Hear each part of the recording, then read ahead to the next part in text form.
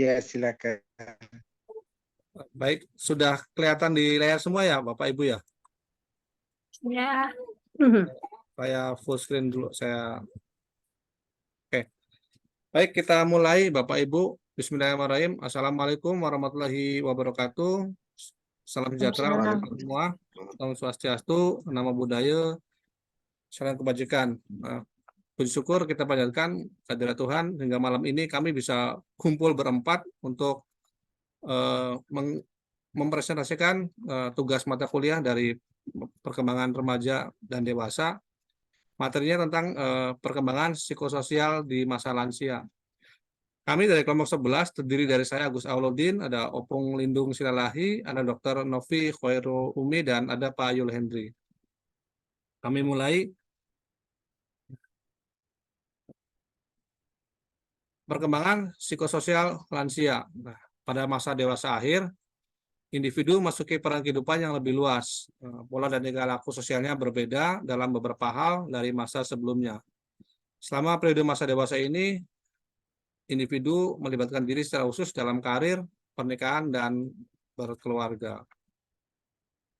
Nah, menurut salah seorang pakar psikologi, yaitu Erikson, perkembangan psikososial masa dewasa akhir ditandai dengan 3 gejala penting, yaitu pertama perkembangan keintiman, kedua perkembangan generatif, dan ketiga perkembangan integritas. Nah, yang pertama kita bahas sedikit tentang perkembangan keintiman. Keintiman dapat diartikan sebagai suatu kemampuan memperhatikan orang lain dalam membagi pengalaman dengan mereka. Seseorang yang tidak dapat menjalin hubungan intim dengan orang lain akan terisolasi. Para lansia mendambakan hubungan yang intim, akrab, dan sebagainya. Kemudian yang kedua, menurut Erikson, ada perkembangan generatif. Di masa dewasa akhir, para lansia memikirkan mengenai tahun yang tersisa untuk hidupnya. Pada masa ini, banyak mereka yang membangun kembali kehidupan mereka dalam pengertian prioritas, yaitu menentukan apa yang penting untuk dilakukan dalam waktu hidup mereka yang tersisa. Kemudian yang ketiga, menurut Erikson, ada perkembangan integritas. Menurut Erikson dalam bukunya Rizal and Bernstein tahun 1987, tugas perkembangan pada masa lansia adalah tercapainya integritas dalam diri seseorang. Apabila seseorang tidak dapat mencapai integritasnya, maka ia akan mengalami yang dinamakan dengan keputusasaan. Merasa tidak berguna dalam hidupnya, sehingga sisa hidup yang dirasakan akan sangat berat. Seseorang yang berhasil menangani masalah yang timbul pada setiap tahap kehidupannya dari masa sebelumnya, maka dia akan mendapatkan perasaan utuh akan integritas dirinya. Next, silakan Bu Dr. Novi. Ya, terima kasih Pak Agus. Menurut J.W. Santrok atau J.W. Santrok, ada 2 pandangan tentang definisi orang lanjut usia atau lansia, yaitu menurut pandangan orang Barat dan orang Indonesia. Pandangan orang Barat yang tergolong orang lanjut usia atau lansia adalah yang berumur 65 tahun ke atas, di mana usia ini akan membedakan seorang masih dewasa atau sudah lanjut. Sedangkan pandangan orang Indonesia, lansia adalah orang yang berumur lebih dari 60 tahun. Lebih dari 60 tahun karena pada umumnya di Indonesia dipakai sebagai usia maksimal kerja dan mulai tampaknya ciri-ciri ketuaan. Next. Ada karakteristik masa dewasa akhir. Menurut Hurlock tahun 1980 terdapat beberapa karakteristik, yaitu stereotip terhadap orang usia lanjut, sikap sosial terhadap orang usia lanjut, mempunyai kelompok minoritas, adanya perubahan peran, penyesuaian diri yang buruk. Next. Perubahan minat pada usia lanjut. Terdapat hubungan antara perubahan minat dengan keberhasilan penyesuaian para lansia. Apabila mereka mengubah minat karena alasan kesehatan, situasi keuangan, dan lainnya, mereka akan memperoleh kepuasan yang lebih baik dibandingkan mereka yang menghentikan kegiatannya karena sikap negatif dari sebagian kelompok masyarakat. Oke, boleh dilanjutkan sama Dilanjut Opung. Selanjutnya ya, Opung. terima kasih.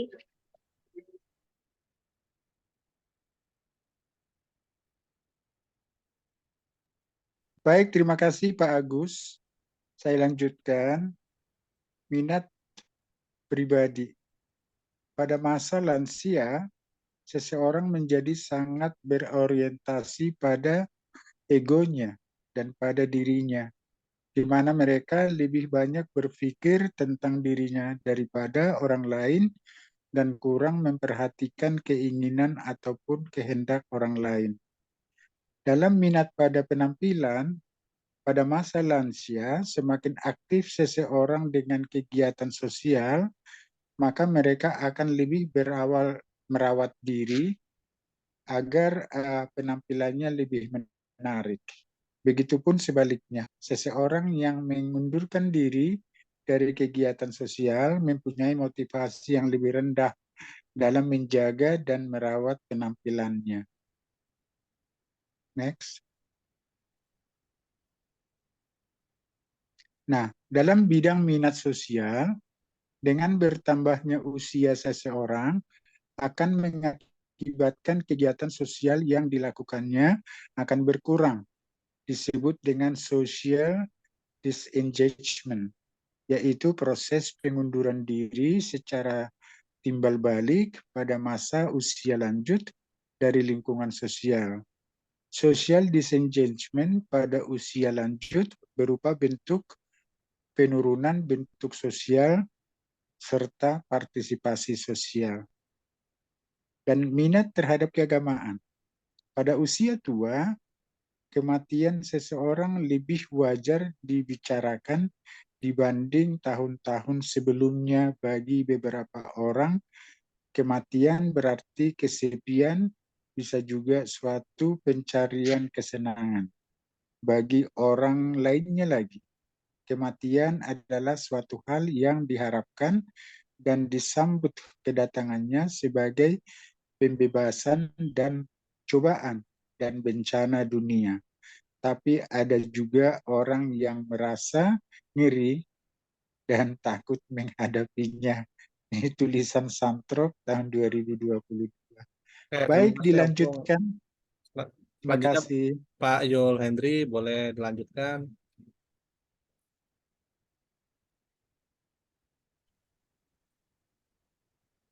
Baiklah, terima kasih kepada Mas Agus. Saya lanjutkan. Teori-teori sosial mengenai panuan.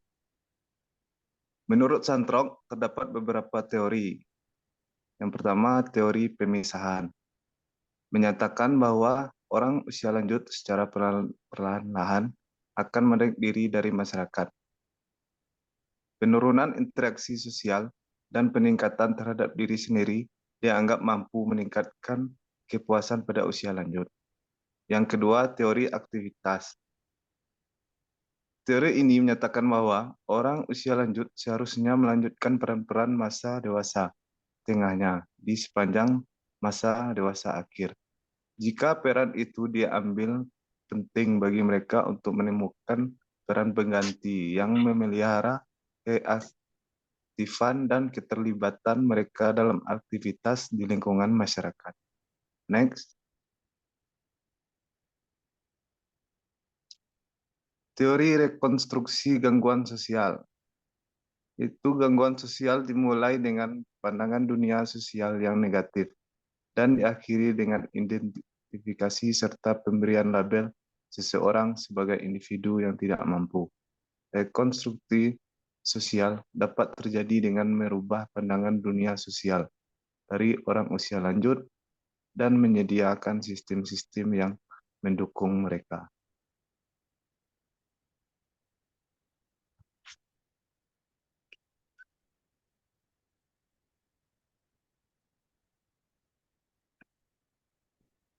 Berikut tabel yang pertama, masyarakat melihat orang lansia sebagai orang yang tidak mampu dan kuno.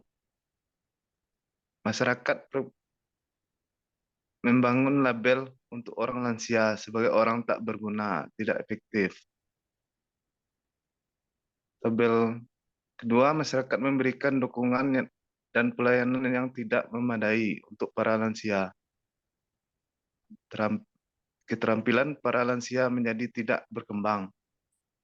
Orang usia lanjut memberi label pada dirinya sebagai orang yang tidak berdaya. Tabel kedua, masyarakat melihat orang usia lanjut sebagai orang yang kompeten dan penting. Masyarakat membangun label positif untuk orang yang usia lanjut sebagai orang penolong, bijaksana, memiliki kompeten. Masyarakat menyediakan sistem pendukung kepada para lansia. Selanjutnya, kemampuan orang usia lanjut untuk memecahkan masalah akan meningkat. Orang usia lanjut akan memberi label pada dirinya sebagai orang yang berkompeten. Next.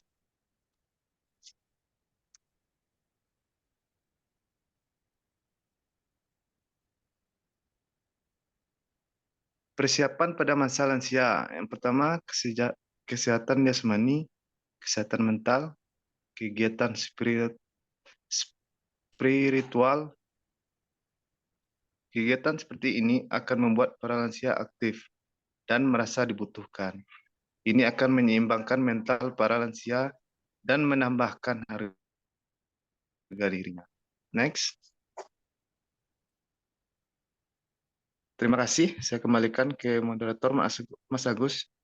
Baik, terima kasih Bapak dan Ibu. Alhamdulillah demikian sedikit paparan materi yang kami susun, yang kami sampaikan dalam bentuk video. Kurangnya milik kami, lebihnya dari Tuhan. Sekian, billahi taufiq wal hidayah. Wassalamualaikum warahmatullahi wabarakatuh.